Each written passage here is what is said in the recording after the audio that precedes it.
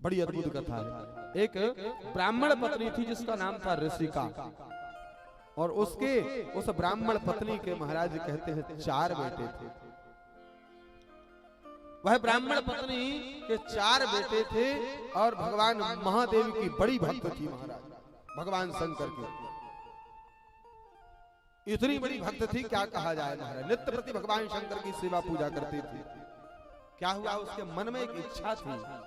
यह इच्छा लेकर भगवान शंकर को वो मनाती थी कि भगवान शंकर कृपा करें तो एक बार मुझे काशी बुला ले। देखो महाराज, कल की कथा में कहा था ना कि बड़े भाग्य की बात होती है जो कुछ चीजें जीव को मिल जाएं।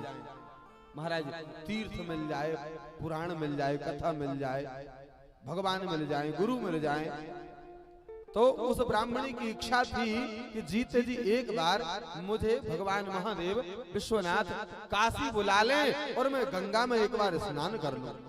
बड़ी इच्छा थी उसकी, लेकिन योग नहीं बना। उसका पति की मृत्यु हो गई।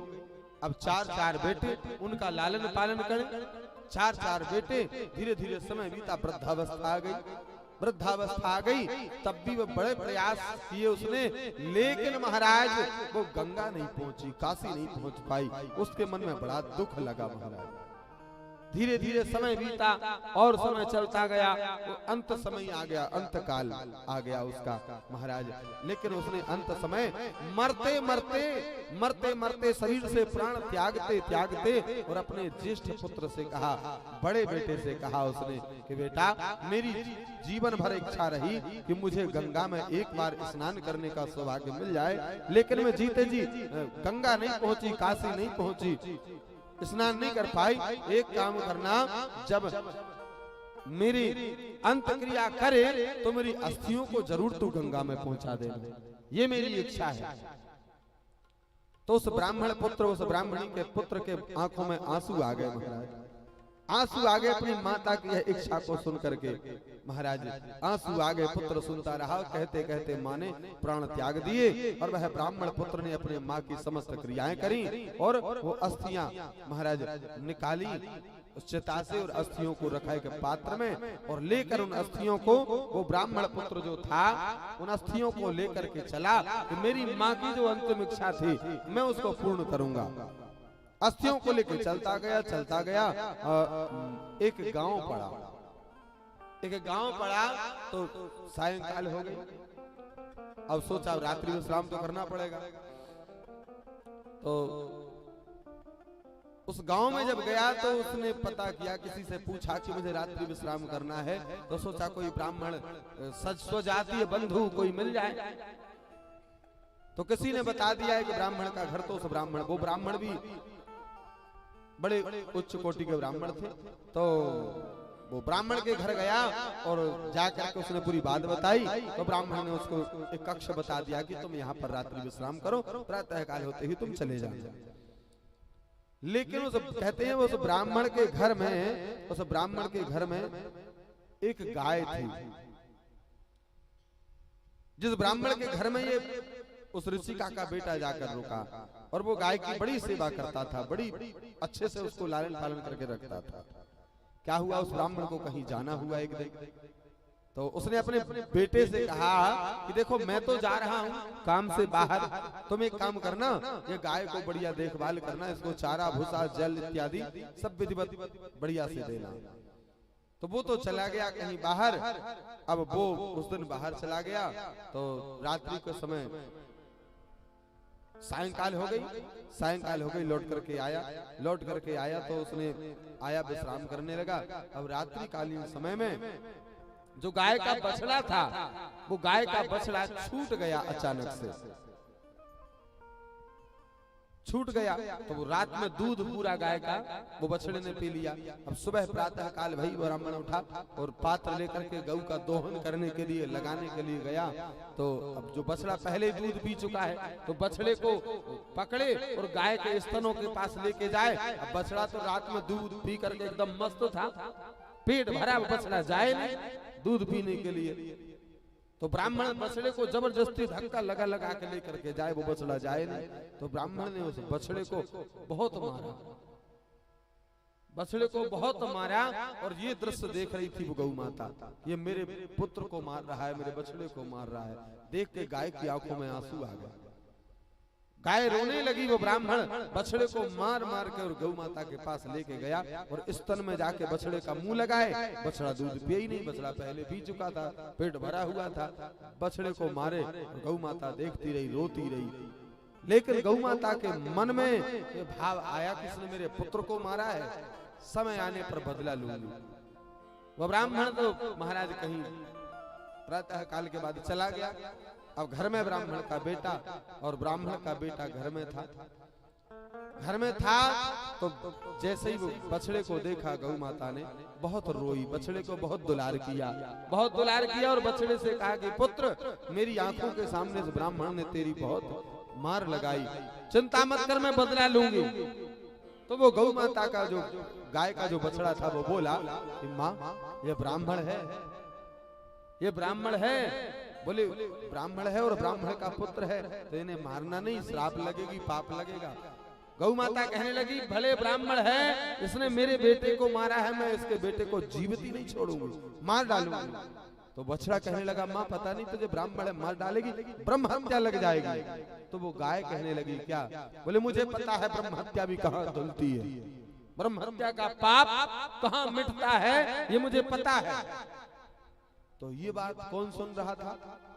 वो जो अस्थियां विसर्जन करने जा रहा था ना, उस ब्राह्मणी का बेटा सुदास जिसका नाम था, तो वो कक्ष में सुन रहा था गौ माता की ये बात। गौ माता ने अपने बछड़े से कहा मुझे पता है ब्रह्म हत्या कहाँ मिटती है, मैं जाकर के चली जाऊंगी और वहां जाकर ब्रह्म हत्या के पाप को धो करके आ जाऊंगी। उसने सुन लिया। कुछ समय पश्चात वही हुआ, ब्राह्मण का बेटा गौ माता को भूसा घास डालने के लिए, चारा डालने के लिए गया।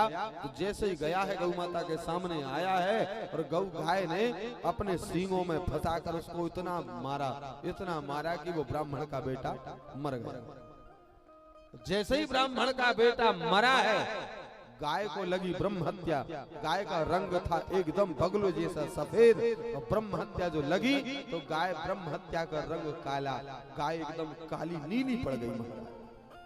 ब्रह्म हत्या के पाप छा गया पूरे शरीर पर, नीली पड़ गई। और जिस रस्सी में बंधी थी, गौ माता ने अपनी गर्दन का झटका जो लगाया, रस्सी को तोड़ा और गौ माता दौड़ी। तो वो ब्राह्मण का पुत्र जो अस्थियां लेकर के जा रहा था, ब्राह्मणी का बेटा विसर्जन करने, उसने सोचा ये जरूर वैसी स्थान पर जा रही है जहां पर ब्रह्म हत्यादि के पाप धुलते हैं, मैं देखूं तो कहां जा रही है। तो वो सुदास पीछे पीछे दौड़ा गौ माता का। गौ माता दौड़ती गई और सुदूर घने जंगल में से निकलकर और जाकर के नर्मदा के किनारे पहुंची और जाकर के छलांग लगाई गाय ने नर्मदा मैया के देह में। और जाकर नर्मदा में जब गाय ने छलांग लगाई थी तो रंग एकदम नीला पड़ गया था।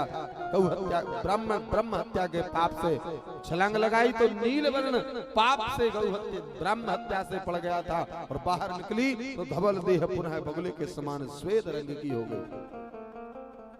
जैसे ही सफेद रंग हुआ है, उस ब्राह्मण पुत्र ने देखा, अरे नर्मदा में इतनी ताकत, इतनी शक्ति। महाराज ब्राह्मण पुत्र के मन में आया, ये इतनी बड़ी पावन शक्ति इस नर्मदा में है, तो मैं अपनी माता की अस्थियों को क्या यहीं विसर्जन कर दूं? लेकिन मन में भाव आया। अब मन की गति तो बड़ी विचित्र है, कभी भी कुछ भी भाव आ सकता है। लेकिन तत्क्षण भाव बदल गया। क्या बदला? बोले मेरी माँ की इच्छा थी कि गंगा में मेरी अस्थियां पहुंचे, तो वो वहां से सोचा नहीं, मैं माँ की इच्छा पूरी करूंगा, मैं काशी गंगा में ही अस्थियां लेकर जाऊंगा। और जैसे ही वहां से लौटा है महाराज, उसने अपना मुख नर्मदा से घुमाकर विपरीत दिशा में किया है चलने को, और साक्षात भगवान शंकर प्रकट हो गए वहां पर। भगवान शंकर प्रकट हुए और महाराज बोले, ब्राह्मण पुत्र कहां जा रहे हो?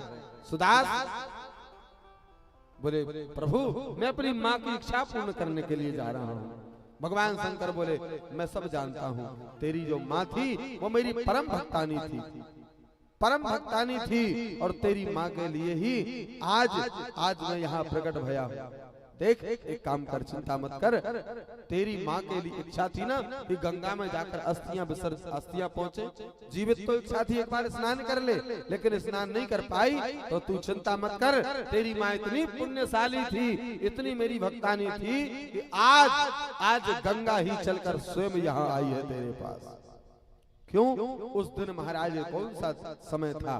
बैसाख मास था, शुक्ल पक्ष था और सप्तमी थी।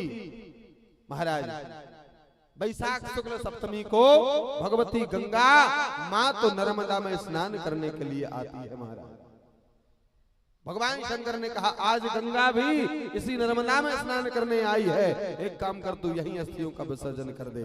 और ब्राह्मण पुत्र ने भगवान महादेव को प्रणाम किया, भगवान शंभुनाथ के चरणों में बारंबार महाराज वो ब्राह्मण पुत्र नतमस्तक हुआ बारंबार और कहा हे महादेव आपकी बड़ी कृपा है, माँ तो नर्मदा मैया के पावन तट पर भगवान महादेव ने दर्शन दिया।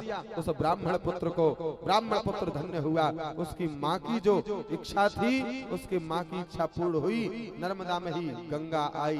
कहते हैं महाराज ऐसी भगवती माँ तो नर्मदा की महिमा है।